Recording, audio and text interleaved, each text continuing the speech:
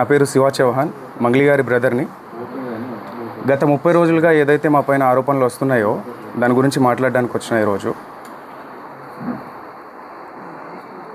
ప్రతి సంవత్సరం సీతారాముల వారి కళ్యాణం కావచ్చు, ఏదైనా కూడా మేము కట్టించిన ఆంజనేయ స్వామి దేవాలయం ఏదైతే ఉందో దాని పరంగా నేను ఎవ్రీ ఇయర్ 1 మంత్ ముందే వెళ్ళి నేను టెంపుల్స్ విజిట్ చేయడం జరుగుతుంది. నా ఇన్స్టాగ్రామ్ చూసుకుంటే మీరు గత 10 సంవత్సరాలుగా నా ఇన్స్టాగ్రామ్ లిస్టు మొత్తం కూడా దేవాదాయ టెంపుల్స్కి వాటికి మాత్రమే వెళ్తూ ఉంటాను. నేను టెంపుల్స్కి ధనుష్కోటి, రామేశ్వరం అలాంటి టెంపుల్స్కి వెళ్తూ ఉండడం జరుగుతుంది. మీరు కావాల్సింటే చెక్ చేసుకోవచ్చు. అయితే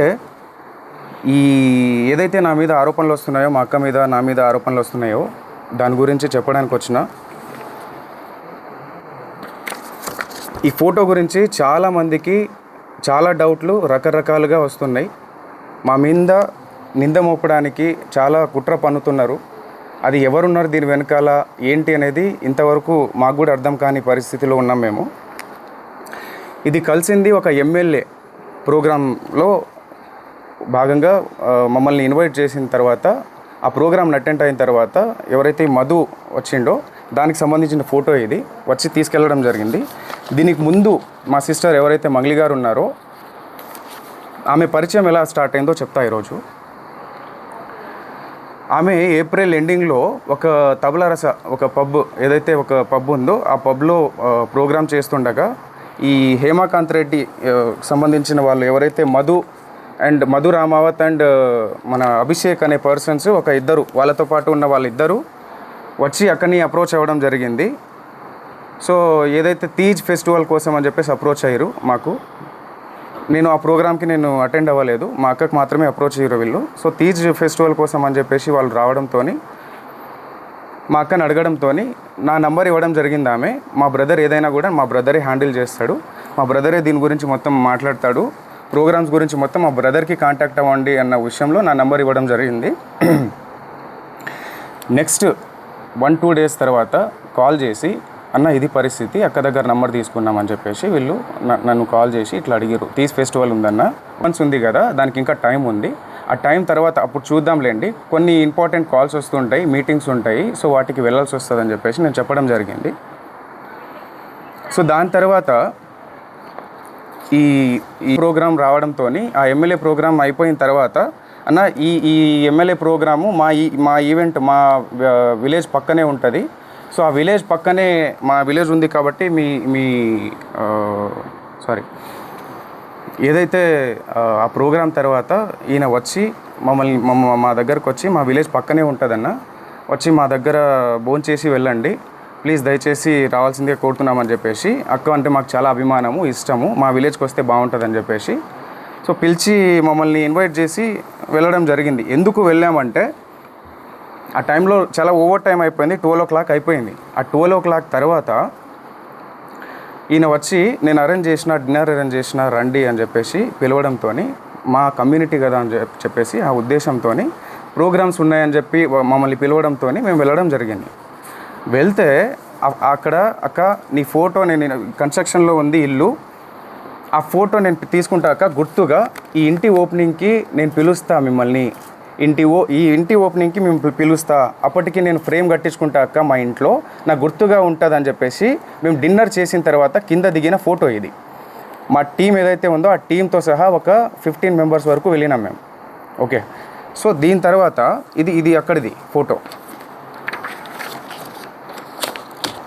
ఈ ఈవెంట్ ఏదైతే జరిగిందో, ఈ వెంచర్ ఓపెనింగ్, ఇది వెంచర్ మేము రియల్ ఎస్టేట్ వెంచర్ ఇది చేస్తామని చెప్పేసి చేసారు. దీని గురించి మాట్లాడాలి ఈరోజు. నేను ఈ వెంచర్ ఆఫీస్కి ఓపెనింగ్కి ఎందుకు వెళ్ళడం జరిగిందంటే, నాకు కాల్ చేయడం జరిగింది, అన్న అక్కకి మేము ఇన్వైట్ చేద్దాం అనుకుంటున్నాము, మేము ఈ రియల్ ఎస్టేట్ ఆఫీస్ ఓపెనింగ్కి అక్కకి ఇన్వైట్ చేద్దాం అనుకుంటున్నాము, సో అక్క రావాలన్నా అని చెప్పేసి నన్ను పిలిచిరు, అంటే నాకు అప్రోచ్ అయ్యారు. లేదన్నా ఈ వెంచర్ ఓపెన్లకి అక్క రాదు, ఎక్కడ కూడా మీరు చూసిండొచ్చు, ఎక్కడ కూడా అక్క ఈ వెంచర్ ఓపెనింగ్లకి దీనికి వెళ్ళదు అని చెప్పేసి అంటే, లేదన్నా కంపల్సరీ రావాలి, ఎట్లన్నా రావాలన్నా అంటే, లేదు అని చెప్పేసి అక్కను కూడా అప్రోచ్ అయ్యారు. అక్క మీరు కంపల్సరీ రావాలక్క దీనికి అని చెప్పేసి. సో అక్క నేను ఇలాంటి వాటికి రాండ్రా, ఏమన్నా ఉన్నా కూడా సరేలే తర్వాత మాట్లాడదాంలే అని చెప్పేసి లైట్ తీసుకుంది. మళ్ళీ ఫాలోఅప్ చేసుకొని అక్క రావాలక్క అని చెప్పేసి జూన్ 9న ఇది జూన్ 9న చేసుకున్న ఒక ఈ ఆఫీస్ ఓపెనింగ్కి నన్ను ఇన్వైట్ చేయడం జరిగింది. అంటే నువ్వన్నా రా అన్న, మాకు కొంచెం హెల్ప్ఫుల్ ఉంటుంది, నా బిజినెస్కి కొంచెం గ్రోత్ ఉంటుంది, నువ్వు వస్తే నేను కొంచెం చెప్పుకుంటా అన్నట్టు నన్ను పిలవడం జరిగింది. ఆ రోజు నాకు ఫీవర్లో కూడా నేను కార్ పంపిస్తా అన్నా నీకు అని చెప్పేసి అంటే నేను రాలేను, నాకు ఫీవర్గా ఉందంటే నేను కార్ పంపిస్తా అన్నాడు. కార్ పంపించి నన్ను తీసుకెళ్ళి అక్కడ ఆఫీస్లో ఈ ఫోటోలు దిగడం జరిగింది. అక్కడ ఎవరెవరు ఉన్నారు, ఎక్కడి నుంచి వచ్చారు, వాళ్ళంతా ఏంటి అని చెప్పేసి నాకు తెలియదు. ఓన్లీ అది ఒక జిఎన్ఐ ఆఫీస్, ఏదో జిఎన్ ఆఫీస్ అని చెప్పేసి ఓపెనింగ్కి మాత్రమే పిలిచిరు నన్ను జూన్ 9న.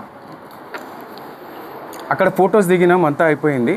దాని తర్వాత ఈవినింగ్ టైంలో నేను రిటర్న్ రావాలి అనుకొని నాకు తొందరగా వెళ్ళాలి. నేను జూన్ 10న అక్క బర్త్డే ఉంది కాబట్టి రేపు నాకు బర్త్డే ఉంది అక్కది, ఆ పనులన్నీ నేను చూసుకోవాలా, పైగా నాకు ఫీవర్ ఉంది, నాకు చాలా ఇదిగా ఉంది, వెళ్ళాలి అంటే సరే అని చెప్పేసి ముగ్గురు వ్యక్తులతో నన్ను డ్రాప్ చేయడం జరిగింది. వీళ్ళు కూడా వచ్చారు ఆ రోజు జూన్ 9న నైట్ టైంలో. చాలా లేట్ అవ్వడం జరిగింది ఆ రోజు ఈవినింగ్, లాంగ్ కాబట్టి మేము ఉండే ఏరియా నుంచి వీళ్ళ ఏరియాకి, మల్లేపల్లి గ్రామానికి, సో ఈ ఆఫీస్కి. సో వీళ్ళు ఎవరైతే నా మీద ఈ పర్సన్ ఎవరైతే నా మీద మొన్న చెప్పడం జరిగింది, వీళ్ళు ఎవరో కూడా నాకు తెలియదు, జస్ట్ డ్రైవర్లుగా వచ్చిర్రు, వెనకాల నన్ను వదలడానికి వచ్చిర్రు. వీళ్ళు వచ్చి నా దగ్గర ఫోటో తీసుకున్న ఫోటో ఇది, మా ఇల్లు బ్యాక్గ్రౌండ్లో, ఇది మా ఇల్లు బ్యాక్గ్రౌండ్, ఇక్కడ ఆఫీస్, ఏదో బ్యాక్గ్రౌండ్లో ఒక ఆఫీస్ ఉంటుంది. సో ఇంటి దగ్గర దిగిన ఫోటోని ఈరోజు ఇన్ని లక్షలు ఇచ్చాము, అన్ని లక్షలు ఇచ్చాము అని చెప్పేసి అబద్ధాల ప్రచారం చేస్తున్నారు ఈరోజు. సో దయచేసి గమనించాలి మీరు, ఇది అక్కడ జరిగిన విషయం. దాని తర్వాత మేలో ఏదైతే ఎమ్మెల్యే ఫంక్షన్ తర్వాత మేలో మేము ఆ ఇంటికి వెళ్ళి వచ్చిన తర్వాత ఒక 10-15 డేస్ తర్వాత నాకు కాల్ చేసి, అన్న ఆఫీస్ ఓపెనింగ్ అని చెప్పేసి ఏదైతే చెప్పిండో ఆయన, ఆఫీస్ ఓపెనింగ్కి వెళ్ళడం జరిగింది నేను. ఓకే, ఆఫీస్ ఓపెనింగ్కి వెళ్ళక ముందే నాకు ఆఫీస్ వెంచర్ ఇట్లా మేము ఇది చేస్తున్నామన్నా, మాకు రియల్ ఎస్టేట్ ఆఫీస్ ఇట్లా పెట్టాలనుకుంటున్నాము, సిటీలో పెట్టాలనుకుంటున్నాము, సిటీలో ప్లస్ మేము మల్లేపల్లి దీంట్లో కూడా పెట్టాము, దానికి కంపల్సరీ అక్కని ఇన్వైట్ చేస్తామని చెప్పేసి ఏదైతే ఈ ఆఫీస్కి నన్ను ఇన్వైట్ చేసిరో దానికి ముందే విషయం ఎక్కడ వీళ్ళ పరిచయం మాకు గట్టిగా ఏర్పడింది ఎక్కడ అంటే, ఈ ఆఫీస్కి ముందు నాతో మాట్లాడేటప్పుడు అన్న ఆఫీస్ వెంచర్ ఓపెనింగ్ అని చెప్పేసి మేము ఆ సంబంధించిన ఈ ఏదైతే ఆఫీస్ ఉందో రియల్ ఎస్టేట్ ఆఫీసు, ఇదే ఆఫీసు హైదరాబాద్లో కూడా ఓపెన్ చేద్దాం అనుకుంటున్నామని చెప్పేసి ముందే చెప్పారు నాకు. దీనికి రావాలి మీ అక్క, లేదంటే అక్కడ హైదరాబాద్లో అన్న రావాలి అని చెప్పేసి అన్నారు. సో అలా అనడంతో నేను మా ఆఫీస్ ఏదైతే ఆఫీస్ పర్పస్ పెట్టుకుంటామన్న దాని మీద వాసవి అని చెప్పేసి మా ఫ్లాట్ ఉంటుంది, ఆ ఫ్లాట్ని అమ్మడానికి అని చెప్పేసి మేము ఎప్పటి నుంచో సేల్లో పెట్టినాం, అది 1 year బిఫోర్. సో వీళ్ళు ఏంటి ఆఫీస్ పర్పస్ మాకు కావాలి అని చెప్పేసి వెతుకుతున్నారు కదా అన్న ఉద్దేశంతో మేము ఒకసారి ఫ్లాట్ చూడండి, మీకు నచ్చితే తీసుకోండి అని చెప్పడం జరిగింది. ఓకే, సో దాని తర్వాత చూస్తామన్నా అని చెప్పేసి వచ్చి విజిట్ చేసిన తర్వాత మే 25th 26th మే 25th వీళ్ళు ఎమ్మెల్యే పార్టీ తర్వాత వీళ్ళు వచ్చి నన్ను అప్రోచ్ అయ్యి ఇది అన్న పరిస్థితి అని చెప్పేసి మాట్లాడడం జరిగింది. ఫ్లాట్ చూపించిన తర్వాత చూసుకున్న తర్వాత మాకు నచ్చిందన్న తీసుకుంటామని చెప్పేసి ఆ రోజు మే 25th కావచ్చు 6th కావచ్చు, డేట్ ప్రాపర్గా తెలియదు నాకు. సో ఆ టైంలో వీళ్ళు వచ్చి మీ ఫ్లాట్ తీసుకుంటామని చెప్పేసి సమ్ అమౌంట్ అడ్వాన్స్గా మాకు పంపించడం జరిగింది. అక్కడ జరిగిన ఏదైతే అటాచ్మెంట్ మా ఫ్లాట్ సేల్ చేయాలని చెప్పేసి మేము అనుకున్న దాని తర్వాతనే ఈ అటాచ్మెంట్ నాకు మధుకి ఏర్పడింది. అక్కకి ఎలాంటి సంబంధం లేదు, అక్క ఫోటో ఒకటి మాత్రమే ఉంటుంది, అది కూడా ఇక్కడ బర్త్డే ఫంక్షన్లో కూడా కలవలేదు, తర్వాత ఏదో. ఓకే, సో ఆ వాసవి ఏదైతే ఉందో ఆ వాసవిలో ఉన్న అగ్రిమెంట్ పరంగా మాత్రమే మాకు పరిచయం, అంతవరకు మాత్రమే వీళ్ళు. జూన్ 9న వాళ్ళ ఆఫీస్కి వెళ్ళి రిటర్న్ అయిన తర్వాత జూన్ 10th నేను కూడా వస్తా అన్నా అంటే సర్లే అన్న చూద్దాంలే అని చెప్పేసి చెప్పడం జరిగింది. జూన్ 10th ఏదైతే బర్త్డే పార్టీలో వాళ్ళు కనిపించారో ఆ విజువల్స్ అది కూడా 12 o'clock వచ్చారు వాళ్ళు. 12 o'clock వచ్చిన తర్వాత ఎస్ఓటీ ఎవరైతే వచ్చారో దాని తర్వాత వాళ్ళు వెళ్ళిపోయారు, కలవలేదు, ఫోటోలు కూడా తీసుకోలేదు ఆ రోజు అయితే. దాని తర్వాత హేమకాంత్ రెడ్డి గురించి చెప్పాలి నేను. శివకు కూడా తెలియదు అక్కడ పోయింది, సస్పెన్స్లో పోతున్నారని చెప్పేసి అనమాట. తర్వాత అసలు డబ్బులు ఎందుకు ఇచ్చారు ఫస్ట్ సార్? ఆ కేసులలో ఆ ఎఫ్ఐఆర్ ఫైల్ అయిన దాంట్లో మా పేర్లు ఒక్కటి, నా పేరు కావచ్చు, మా అక్క పేరు కావచ్చు, ఎక్కడ కూడా మా పేర్లు లేవు. మేము ఎక్కడ తప్పు చేసినట్టు మీరు ఎక్కడైనా నిరూపించండి, మేము కంపల్సరీగా ఎక్కడైనా రావడానికి సిద్ధంగా ఉన్నాం. బాధితుల పక్షాన మేము నిలబడడానికి సిద్ధంగా ఉన్నాము. కంపల్సరీగా ఇదైతే గట్టిగా చెప్తా. ఆ ఆంజనేయ స్వామి మీద ఒట్టేసి చెప్తున్నా, మా బంజారా కుల దైవమైనటువంటి సేవాలాల్ సాక్షిగా చెప్తున్నా, తుల్జా భవాని మా అమ్మవారు, తుల్జా భవాని అమ్మవారి పైన అమ్మవారి పైన ఒట్టేసి చెప్తున్నా, మాకు ఈ మైక్రో ఫైనాన్స్ స్కామ్కి ఎటువంటి సంబంధం లేదు. దయచేసి గమనించగలరని చెప్పేసి కోరుకుంటున్నా. అండ్ ఇంకో విషయం ఏంటంటే, బండి శివ అనే వ్యక్తి వేరు, శివా చౌహాన్ అనే వ్యక్తి వేరు. శివా చౌహాన్ నేను. ఈ బండి శివ అనే పేరుని తీసుకొచ్చి శివా చౌహాన్ అని చెప్పేసి మొత్తం ఈ ట్రోల్స్ ఎందుకు జరుగుతున్నాయో మాకు అర్థం కావట్లేదు. ప్రతి వీడియో పోయినా మా అక్క ఫోటో పెట్టి ఇది చేస్తున్నారు.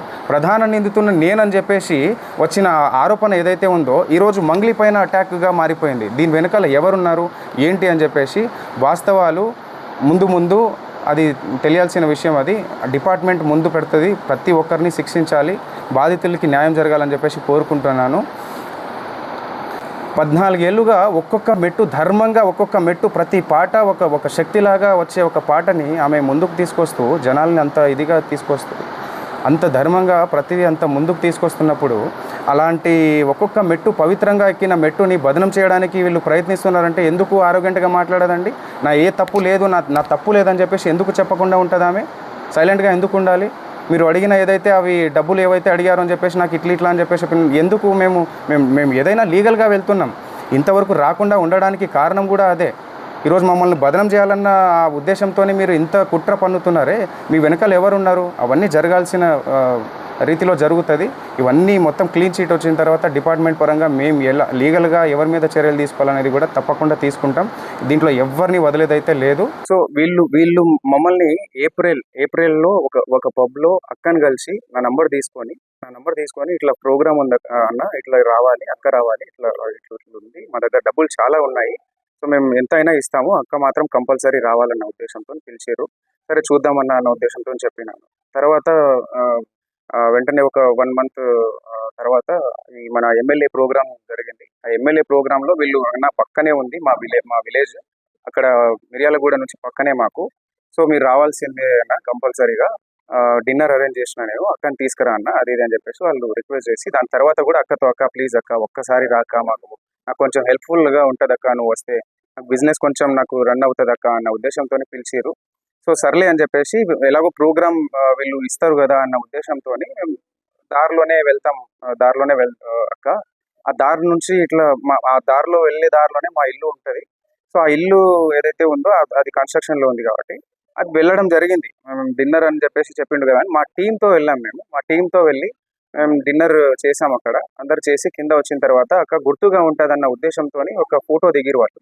తర్వాత మేము కలిసిండేది ఇట్లా ఆఫీస్ పర్పస్ అని చెప్పేసి ఓపెనింగ్ చేసుకోవాలని చెప్పేసి, ఇక్కడ హైదరాబాద్లో కూడా ఒక ఆఫీస్ కావాలి మాకు అని చెప్పేసి చెప్పడంతో, సరే ఫ్లాట్ ఉంది మీరు చూడండి ఒకసారి, మీకు నచ్చితే తీసుకోండి అని చెప్పడం జరిగింది. నేను సో చూసిరు వాళ్ళు, చూసిన తర్వాత నచ్చిందని చెప్పేసి అగ్రిమెంట్ చేసుకున్నాము, అంతా ఓకే, అంతవరకు ట్రాన్స్ఫర్ చేసిరు. దాని తర్వాత అది అప్పటి నుంచి ఏర్పడిన పరిచయం ఇది. ఆ ఉద్దేశంతోనే నేను కూడా వాళ్ళ ఆఫీస్కి వెళ్ళడం జరిగింది. అక్కని పిలిస్తే లేదు అని చెప్పేసి నేను వెళ్ళడం జరిగింది. నేను రాలేను, కావాలంటే తమ్ముని తీసుకెళ్ళాలంటే నేను వెళ్ళిన. సో వెళ్ళిన తర్వాత ఈ ఆఫీస్లో ఎవరెవరైతే ఉన్నారో మనకు తెలియని వాళ్ళంతా, సో మధు అనేటోడు పిలిచిండు కాబట్టి అక్కడ వరకు నేను నార్మల్గా వెళ్ళి ఫోటో దిగేసి వచ్చేసిన.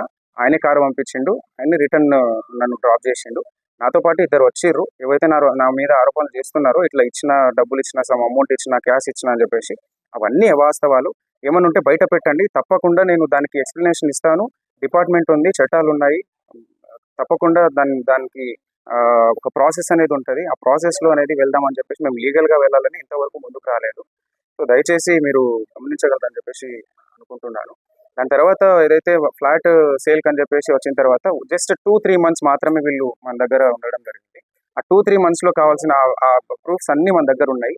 రెంట్ ఉంటా అని చెప్పేసి ఆ కీస్ ఏదైతే ఉందో రెంట్ ఉంటాం, కావాలంటే రెంట్ డబ్బులు ఇస్తానక్క, కొన్ని మీటింగ్స్ పర్పస్ అని చెప్పేసి మాకు ఉంటుంది, మీటింగ్స్ ఉన్నాయి. ఆ మీటింగ్స్కి కొంతమంది వస్తూ ఉంటారు. సో నాకు కీస్ కావాలని చెప్పేసి కీస్ తీసుకోవడం జరిగింది. రెంట్ కూడా ఆయన నాకు రెంట్ పే చేస్తాను అని చెప్పేసి కూడా చెప్పడం జరిగింది. దానికి సంబంధించి అన్ని మాకు ప్రూఫ్స్ ఉన్నాయి. సో తప్పకుండా మేము మా పైన వెరిఫికేషన్ వచ్చినప్పుడు మేము తప్పకుండా దాన్ని ఎక్స్ప్లెనేషన్ ఇచ్చుకుంటాము. సో ఇంకో విషయం ఏంటంటే వీళ్ళు ఎవరైతే ఉన్నారో హేమాకాంత్ రెడ్డి వాళ్ళు ఎవరైతే నా ప్రమేయం లేకుండా మా ఊరికి వచ్చి నన్ను తీసుకెళ్ళి అదంతా ఫ్యాక్టరీ కావచ్చు, ఆ టెంపుల్కి నేను వెళ్ళే టెంపుల్ దారిలో నేను వెళ్తున్నా కదా, ఎలాగో మేము తీసుకెళ్తామని చెప్పేసి ఫ్యాక్టరీ కోసం వచ్చి ఫ్యాక్టరీని చూపించి నేను టెంపుల్ చూసేసినాము. దాని తర్వాత మైనింగ్ ఏదైతే ఉందో ఆ బేతంచెర్లలో మైనింగ్ కూడా చూపించారు వీళ్ళు. సో దాంతో ఫోటో తీసుకున్నారు వాళ్ళు. మా పేర్లు కూడా ఎక్కడ వాడి డబ్బులు తీసుకున్నది కూడా మీరు హేమాకాంత్ రెడ్డి చెప్పినట్టుగా ఎక్కడ కూడా తీసుకున్నట్టు లేదు. అంటే వాళ్ళకి ముందే మేము డబ్బులు ఇచ్చేసినామంటారు. సో వాళ్ళ ముందే డబ్బులు ఇచ్చేసినామన్నప్పుడు మా పేర్లు చెప్పి ఎక్కడ వసూలు చేశారు? ఇవన్నీ అవాస్తవాలు. మా మీద ఏదో కుట్ర జరుగుతుంది, చాలా పెద్ద మొత్తంలో కుట్ర జరుగుతుంది. మా మొత్తం ఏదైతే ఉందో ఈ కుట్ర వెనకాల ఇది వాస్తవాలన్నీ బయట పెట్టాలని చెప్పేసి పోలీస్ శాఖ కోరుతున్నాను. అలాగే ఇది న్యాయం జరగాలి. మేము కూడా ఇందులో బాధితుల కంటే మేము కూడా ఒక బాధితులమే. వాళ్ళు డబ్బులు నష్టపోయారు, మేము పరువు నష్టపోయినాం. ఇది ఎప్పటి నుంచో ఒక 14 సంవత్సరాల నుంచి ఒక్కొక్క మెట్టు వచ్చి ఎంతో కష్టపడి తీసుకొచ్చిన పేరు ఇది. ఆ పేరుని బదనం చేయాలని చెప్పేసి ఈరోజు ఆరోగ్యంగా మాట్లాడుకుంటే తప్పు చేయనప్పుడు ధర్మంగా నీతి నిజాయితీగా ఉన్నప్పుడు ఎందుకు ఆరోగ్యంగా మాట్లాడదు? నా తప్పు ఏది లేదండి అని చెప్పినా కూడా ఆయన సుబ్బారావు అడ్వకేట్ అనే వ్యక్తి ఇలాగా ముందుకెళ్ళి మీడియాలో ప్రచారం చేయడం ఎంతవరకు కరెక్ట్? ఇది ఎంతవరకు కరెక్ట్? ఆమె బదనం చేస్తున్నప్పుడే కదా ఇదంతా ఆమె చెయ్యకండి, ఇదంతా తప్పు, ఇది కావాలంటే వెరిఫికేషన్ చేసుకోండి, మీరు పోలీస్ శాఖలు ఉన్నాయి, చట్టం ఉంది, మీరు అడ్వకేటే కదా, మీరు వెళ్ళి విచారించుకోండి, విచారించుకున్న తర్వాత మీరు మీడియాలోకి వెళ్ళండి అని చెప్పినా కూడా లేదు, అది నువ్వు ఫోటోలు ఉన్నాయి, మీ తమ్ముడు ఉన్నాడు ఇక్కడ అని చెప్పేసి చెప్పడం ఎంతవరకు కరెక్ట్? పోలీస్ శాఖ మొత్తం డిపార్ట్మెంట్ కావచ్చు, ఇంకోరు విచారణ చేయకముందే ఇన్ని ఆరోపణలు మా పైన కుట్ర పన్నినట్టు కాదా? ఇదంతా మా వెనకాల కుట్ర చేస్తున్నట్టు కాదా? మీకు అనిపించట్లేదు? ఒక్కసారి ఆలోచించాల్సిందిగా కోరుతున్నాం. అవన్నీ అవాస్తవాలు. ఏవైనా కూడా ముందు పెట్టమని చెప్పండి. కేవలం ఫోటోలు చూపించి ఒక సెలబ్రిటీ స్థాయిలో ఉన్న వాళ్ళు చాలా మందితో దిగుతారు, 100 మందితో దిగుతారు. ఆ ఫోటోలు తీసుకొచ్చి ఇవి చేయడం ఎంతవరకు కరెక్ట్? ఒక్క ఆధారం కూడా ఈ 100 ఎఫ్ఐఆర్లు అయిన దాంట్లో ఒక్క పేరు కూడా మా పేరు లేదు, ఒక్క కేసులో కూడా మా పేరు లేదు. ఈరోజు సుబ్బారావు అడ్వకేట్ అనే వ్యక్తి ఏ కేసు లేకుండా, ఏ ఆధారాలు లేకుండా కేవలం ఆరోగ్యంగా మాట్లాడింది, కేవలం నన్ను ఇబ్బంది పెట్టింది, నన్ను ఇట్లా మాట్లాడింది, ఆమె ఇలా మాట్లాడింది, ఆమె వ్యక్తిత్వం కరెక్ట్ కాదు అని చెప్పడానికి ఆయన ఎవరు? ఆయన ఏదైనా లీగల్గా వెళ్ళాలి, కానీ ఒక అడ్వకేట్ లీగల్గా వెళ్ళాలి, చట్టం ద్వారా వెళ్ళాలి. ఏదైనా కోర్టులు ఉన్నాయి, పోలీస్ శాఖలు ఉన్నాయి, వ్యవస్థలు ఉన్నాయి. ఎందుకు ఇవన్నీ ఈ ప్రాసెస్లో మీడియాలో ఇప్పటికీ స్టిల్ ఈ రోజు కూడా ఆయన వెళ్ళి మీడియాలో ప్రచారం చేయడం జరుగుతుంది. సో ఇవన్నీ మా మీద కుట్ర జరుగుతున్న ప్రాసెస్ అది. సో ఇది జనాలు గుర్తించాల్సిందిగా కోరుతున్నాము. దయచేసి మీడియా మిత్రులు కూడా నేను చెప్పడం ఒకటే, అందరికీ మీరే వాస్తవాలు మీరే బయట పెట్టాలి. సో ఇది కంపల్సరీగా ఇది అయిపోయిన తర్వాత, క్లీన్ షీట్ వచ్చిన తర్వాత, మా తప్పు ఏది లేదు అని చెప్పేసి తెలిసిన తర్వాత దీని మీద తప్పకుండా యాక్షన్ తీసుకుంటాం. ఎవరెవరైతే మా పేరుని నష్టం కలిగించారో తప్పకుండా మేము దానిపైన చర్యలు తీసుకుంటాం.